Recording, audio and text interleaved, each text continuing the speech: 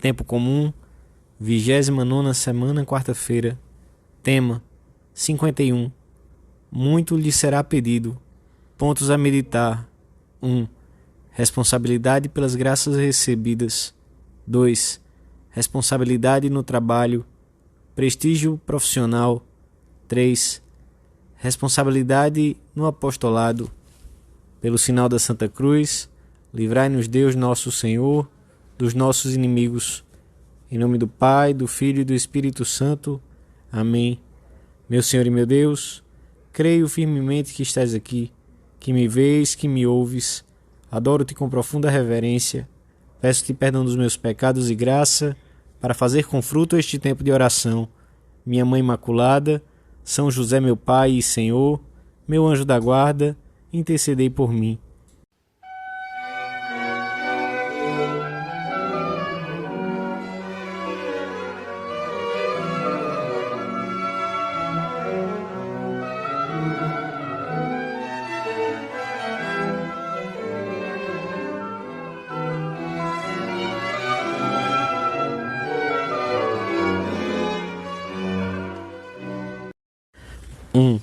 Depois de Jesus ter falado sobre a necessidade de se estar vigilante, Pedro perguntou-lhe se referia a eles, aos mais íntimos ou a todos.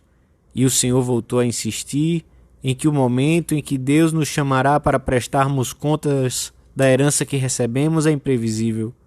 Pode acontecer na segunda vigília ou na terceira, a qualquer hora. Por outro lado, respondendo a Pedro, esclarece que o seu ensinamento se dirige a todos e que Deus pedirá contas a cada um conforme as suas circunstâncias pessoais e as graças que recebeu. Todos temos que cumprir uma missão aqui na terra e dela teremos que responder no fim da nossa vida. Seremos julgados conforme os frutos abundantes ou escassos que tenhamos produzido. O apóstolo São Paulo recordará aos cristãos dos primeiros tempos. É necessário que todos nós compareçamos diante do tribunal de Cristo, para que cada um receba o que é devido pelas boas ou más obras que tenha feito enquanto esteve revestido do seu corpo. O Senhor termina suas palavras com esta consideração: a todo aquele a quem muito foi dado, muito lhe será exigido, e aquele a quem muito foi confiado, muito lhe será pedido. Quanto nos foi confiado, quantas graças destinadas a outros quis o Senhor que passassem pelas nossas mãos? Quantos dependem da minha correspondência pessoal às graças que recebo? Esta passagem do Evangelho que lemos na missa é um forte apelo à responsabilidade, pois todos recebemos muito. Cada homem, cada mulher, escreve um literato, é como um soldado que Deus destaca para velar por uma parte da fortaleza do universo. Uns estão nas muralhas e outros no interior do castelo, mas todos devem ser fiéis ao seu posto de sentinela e não abandoná-lo nunca. Caso contrário, o castelo ficará exposto aos assaltos do inferno. O homem e a mulher responsáveis não se deixam anular por um falso sentimento de incapacidade pessoal.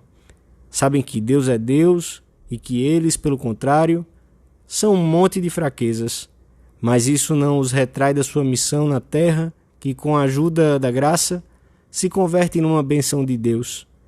Na fecundidade da família, que se prolonga muito além daquilo que os pais podem divisar com o seu olhar, na paternidade ou maternidade espiritual, que se cumpre de uma maneira toda particular naqueles que receberam de Deus uma chamada para uma entrega total, e que tem uma imensa transcendência para toda a Igreja e para a humanidade, no cumprimento dos afazeres diários para todos, através dos quais se realiza plenamente a vocação cristã.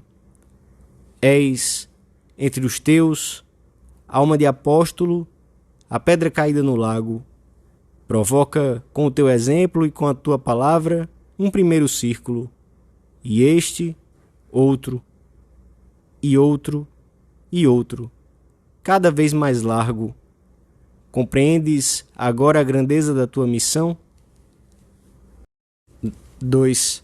A responsabilidade e capacidade de dar uma resposta a Deus é sinal da dignidade humana.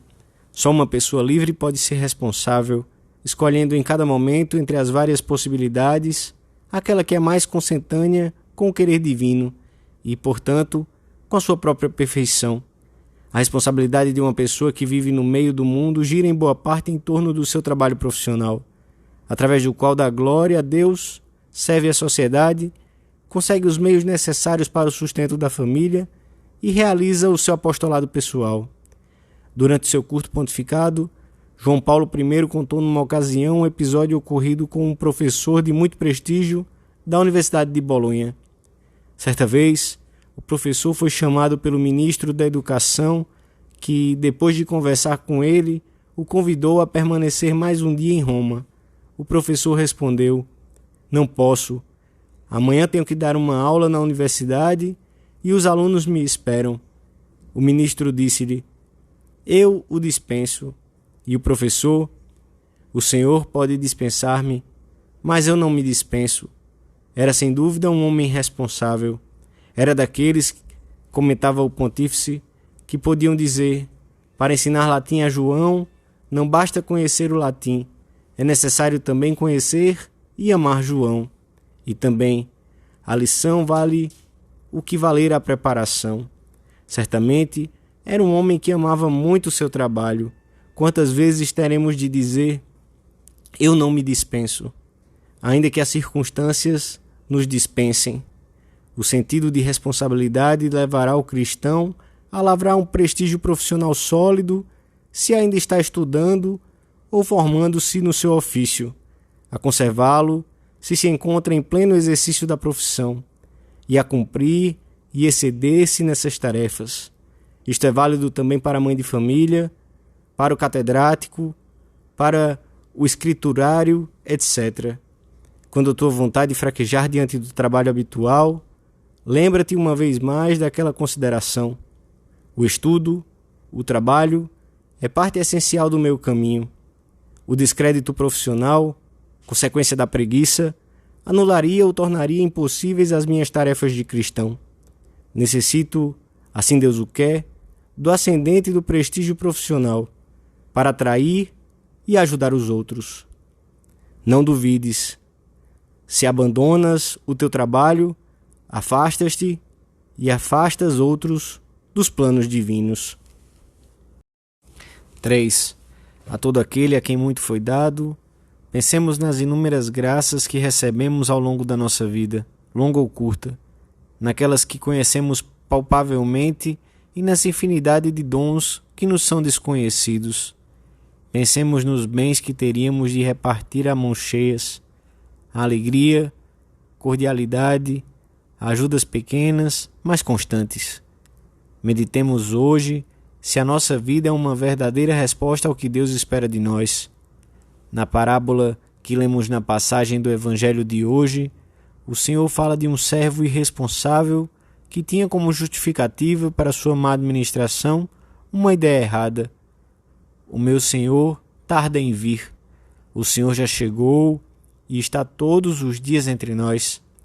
É para Ele que dirigimos diariamente o nosso olhar, a fim de nos comportarmos como filhos diante do Pai, como um amigo diante do amigo. E quando um dia, no fim da vida, tivermos que prestar contas de como administramos os bens que nos foram confiados, o nosso coração se encherá de alegria ao ver essa fila interminável de pessoas que, com a graça e o nosso empenho, se aproximaram do Senhor. Compreenderemos que as nossas ações foram como a pedra caída no lago, pois tiveram uma imensa ressonância à nossa volta. Tudo isso graças à fidelidade diária aos nossos deveres, talvez não muito brilhantes externamente, à oração e ao apostolado simples, mas firme e constante com os amigos, com os parentes, com aqueles que passaram perto da nossa vida. O próprio Jesus anunciou aos seus discípulos: em verdade vos digo, que aquele que crê em mim fará também as obras que eu faço, e fará outras ainda maiores, porque eu vou para o Pai. Santo Agostinho comenta assim estas palavras do Senhor: aquele que crê em mim não será maior do que eu, mas eu farei então coisas maiores que as que faço agora. Farei mais através daquele que crê em mim do que faço agora por mim mesmo. Quantas maravilhas não leva o Senhor a cabo através da nossa pequenez, quando nós o deixamos agir. As obras ainda maiores a que o Senhor alude consistem essencialmente em dar aos homens a vida divina, a força do Espírito Santo e, portanto, a sua adoção como filhos de Deus. Com efeito, Jesus diz: porque eu vou para o Pai. A partida de Jesus não interrompe a sua atividade salvadora, assegura o seu crescimento e expansão. Não significa que o Senhor se separa dos seus eleitos, mas que está presente neles de um modo real, ainda que invisível. A unidade com Ele, ressuscitado, é o que os torna capazes de realizar obras ainda maiores, de reunir os homens com o Pai e entre si. De nós depende que Jesus volte a passar pela terra para cumprir a sua obra. Ele atua através de nós, se o deixamos agir. Para vir pela primeira vez à terra, Deus pediu o consentimento de Maria, criatura como nós. Maria acreditou, deu seu consentimento total aos planos do Pai. E qual foi o fruto da sua fé? Pelo seu sim, o Verbo se fez carne nela e tornou-se possível a salvação da humanidade. Pedimos também a Nossa Senhora que nos ajude a cumprir tudo aquilo que o seu Filho nos encomendou. Um apostolado eficaz no ambiente em que nos encontramos. Dou-te graças, meu Deus, pelos bons propósitos, afetos e inspirações que me comunicaste nesta meditação. Peço-te ajuda para os pôr em prática. Minha Mãe Imaculada, São José, meu Pai e Senhor, meu anjo da guarda, intercedei por mim.